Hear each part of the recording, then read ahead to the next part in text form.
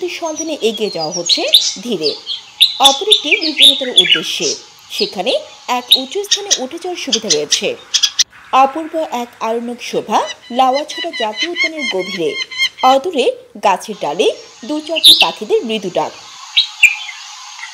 পাতার আড়ালে ছোপ থেকে সেই বিরতিসূচক ডাকগুলো প্রকাশ পাচ্ছে। স্পষ্ট করে দেখার সুযোগ নেই যে এরা কোন প্রজাতির পাখি। ওই স্থানটি থেকে পাখি, ফুল আর প্রজাপতির সন্ধানে এগিয়ে যাওয়া হচ্ছে ধীরে।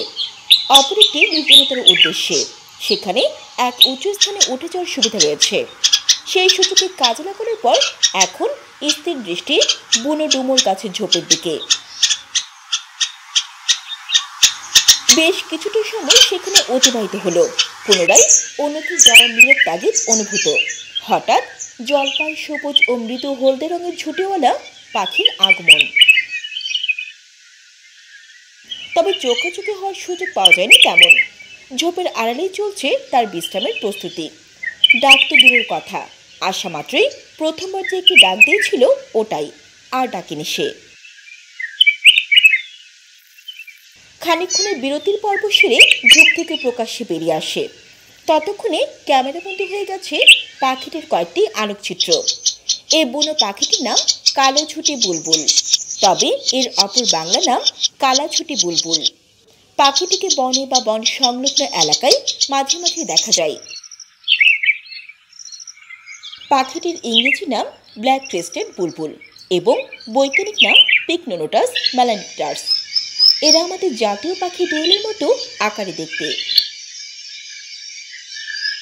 এদের মাথার উপরে কালো রঙের দৃষ্টিনন্দন ঝুঁটি রয়েছে।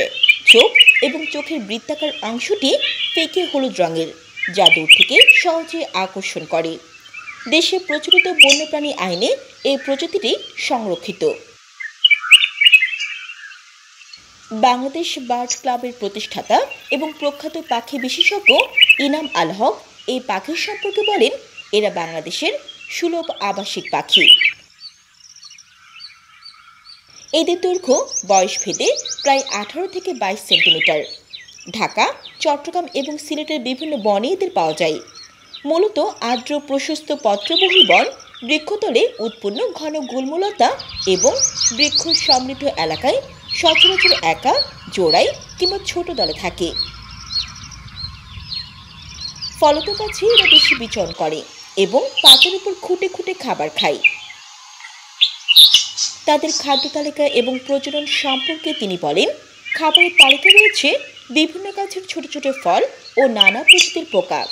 গাছের ডাল থেকে সামান্য উঠতে পারে এমন উড়ন্ত পোকা ধরে ধরে খেলে পুনরায় ওই ডালে ফিরে আসে। মার্চ সেপ্টেম্বর তাদের প্রজনন মৌসুম। তখন ঘন ঝোপ কিংবা চারা গাছের মরা পাতা, শিকড় ও বাকল মাকড়সার আঠাযুক্ত জাল দিয়ে বেঁধে বাটির মতো বাসা তৈরি করে ডিম পাড়ে। ডিমের সংখ্যা 2 থেকে 4টি। ভারত, শ্রীলঙ্কা, নেপাল, ভুটান, চীনের দক্ষিণাঞ্চল, মিয়ানমার, থাইল্যান্ড, মালয়েশিয়া, ইন্দোনেশিয়া সহ দক্ষিণ ও দক্ষিণ পূর্ব এশিয়ায় এদের বৈশ্বিক বিস্তৃতি রয়েছে বলে জানান পাখিবিদ ইনাম আল হক।